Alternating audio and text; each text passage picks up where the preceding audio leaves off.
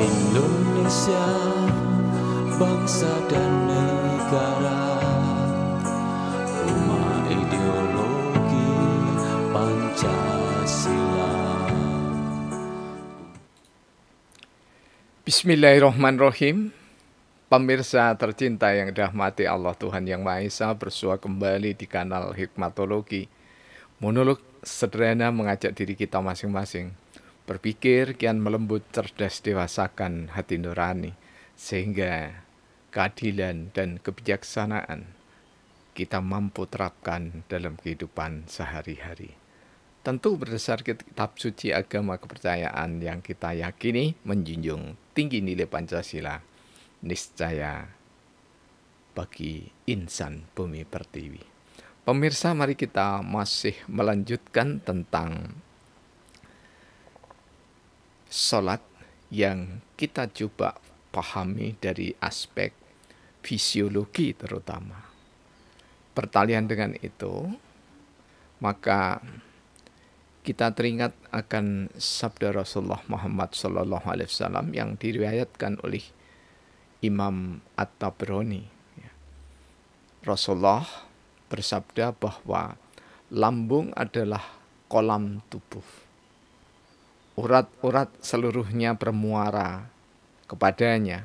Karena itu jika lambung sehat, maka urat-urat akan tumbuh sehat.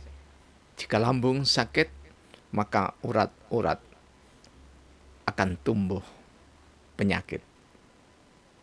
Pemirsa, hadis ini sangat selaras dengan yang disampaikan oleh Imam Abu Daud dan Imam Ibnu Majah tentang sholat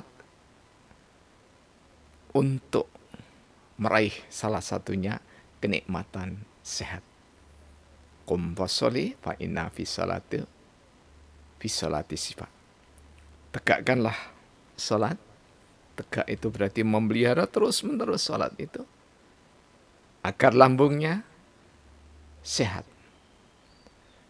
Untuk mencapai lambung sehat, makanan yang berserat niscaya, minuman yang berserat keharusannya.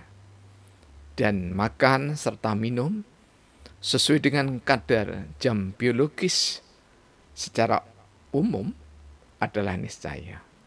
Tentu jam biologis antara mereka yang ahli puasa dengan yang tidak berbeda. Pemirsa, mengapa Rasulullah Muhammad SAW mengibaratkan lambung itu sebagai kolam tubuh? Karena lambung itu muara segala makanan dan minuman kita. Apa yang kita makan dan kita minum itu berdampak tidak saja hari ini, tapi hari esok, lusa, bulan depan, bahkan tahun depan. Tidak jarang, bertahun-tahun, potensi makanan dan minuman yang terbiasa kita konsumsi akan membentuk urat-urat atau saraf-saraf yang sehat ataupun yang sakit.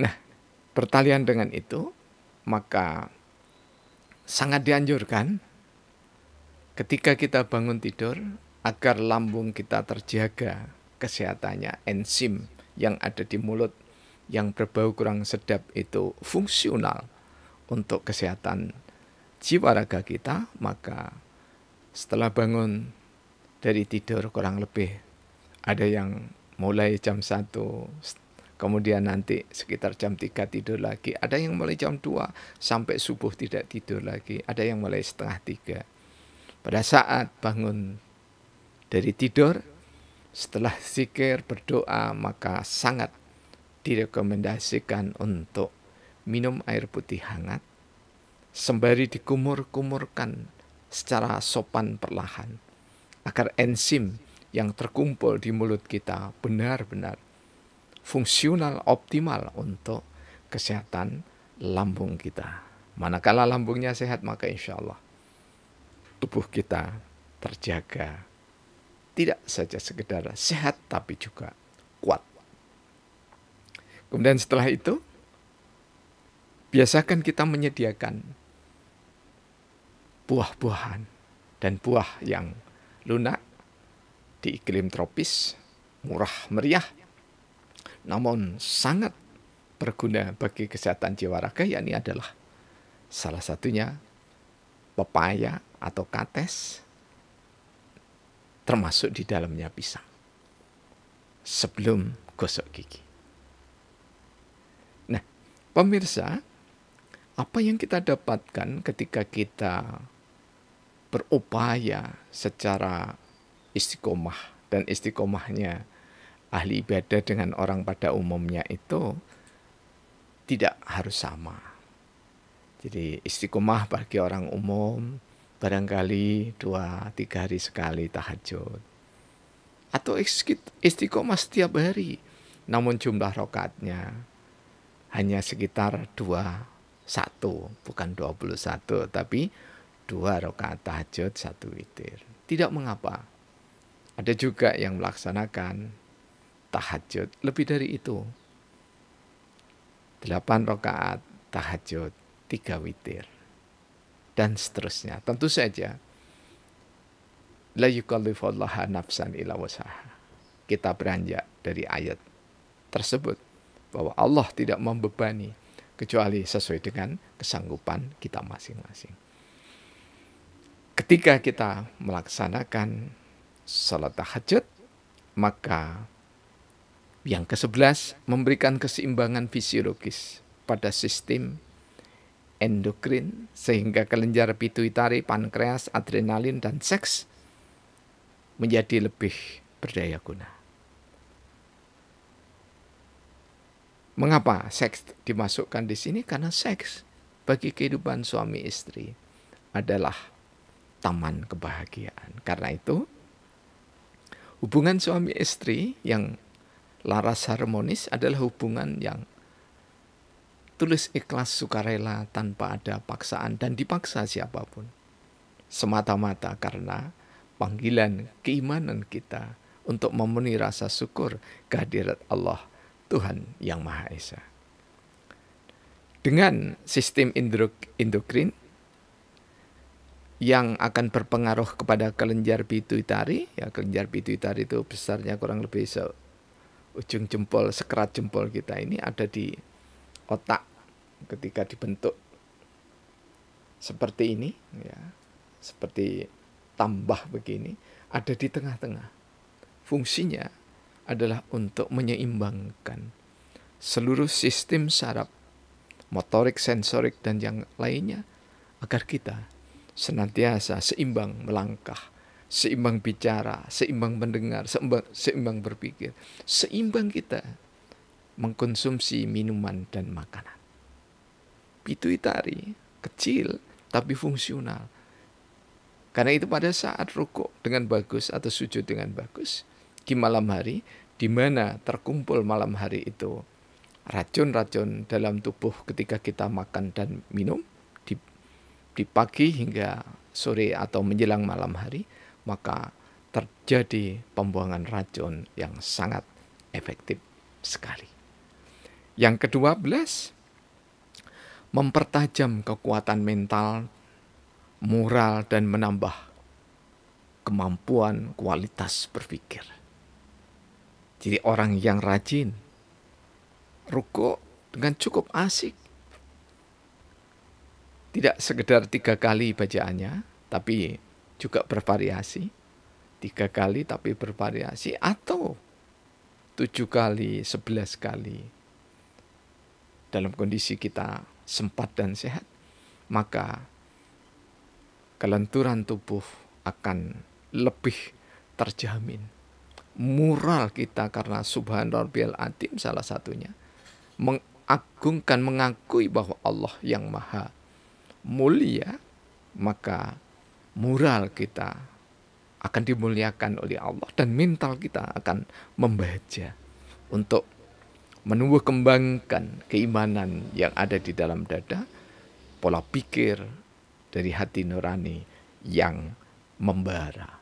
Sehingga kapasitas berpikir bukan di otak, tapi di kolbu kita, otak sebagai piranti bantu untuk pengendiraan dan berpikir yang duniawi. Namun lebih dikuatkan dengan pikir hati nurani, keakhiratan selalu menjadi tujuan untuk meraih ridho ilahi. Kemudian yang ke-14 adalah menolong mengurangi kelebihan lemak. Saya tidak menyebut lemak jahat, karena tidak ada yang jahat di tubuh kita. Ada lemak positif, ada yang negatif, dan keduanya berfungsi. Karena itu, mengurangi kelebihan lemak dalam makna adalah menyeimbangkan. Ya, menyeimbangkan kelebihan lemak, ya, atau lemak supaya terjadi normal dalam tubuh kita. Kemudian sekaligus juga kalori yang kita dapat dari makanan dan minuman itu akan terjadi pembakaran yang optimal. Di samping tentu saja adalah mengatur kadar metabolisme. Jadi sederhananya itu adonan makanan dan minuman serta oksigen di dalam tubuh itu benar-benar terkontrol dengan indahnya. Kemudian mengurangi berat badan ataupun bahkan menambah, walaupun kita berolah raga, berolah jiwa melalui sholat. Tapi sholat bukan olahraga, sholat bukan olah jiwa, tetapi di dalamnya ada olah raga dan olah jiwa yang membuat kita akan lebih bugar esok harinya. Karena itu subuh hanya 2 rakaat wajibnya. Ke masjid berarti kita hanya berkisar 6 rakaat. Setidaknya menjelang azan kita masuk masjid, kemudian kita tunaikan tahiyatul masjid 2 rakaat. Kemudian setelah azan kita tunaikan qobliyatul subuh, salat sunnah sebelum subuh. Setelah itu kita berjamaah di musola atau masjid langgar terdekat kita, terdekat dengan rumah kita, terdekat dengan tempat kerja kita. Maka inilah yang dimaksudkan oleh Allah. Innama ya'muru masajidallah man amana billahi ila akhir ayat. Jadi hanya saja yang memakmurkan masjid-masjid Allah adalah orang-orang yang beriman, lelaki dan tentu saja perempuan. Karena yang beriman itu lelaki dan perempuan.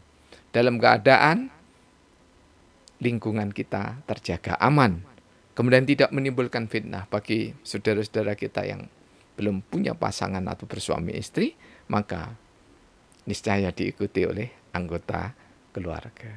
Semuanya punya kewajiban untuk memakmurkan masjid Allah. Kemudian yang ke-15, menambah tenaga.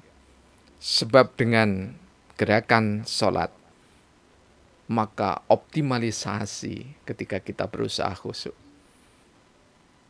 dalam berdiri dan melipat tubuh akan terjadi sempurna.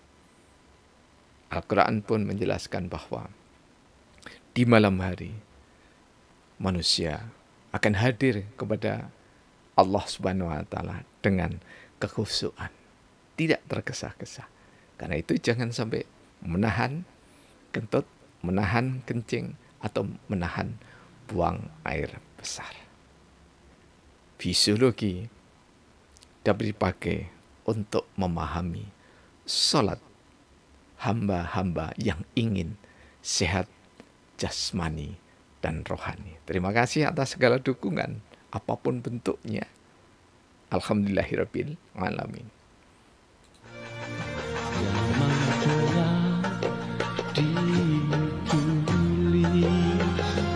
Pada Lauhul Mahfuz Ar-Rahman.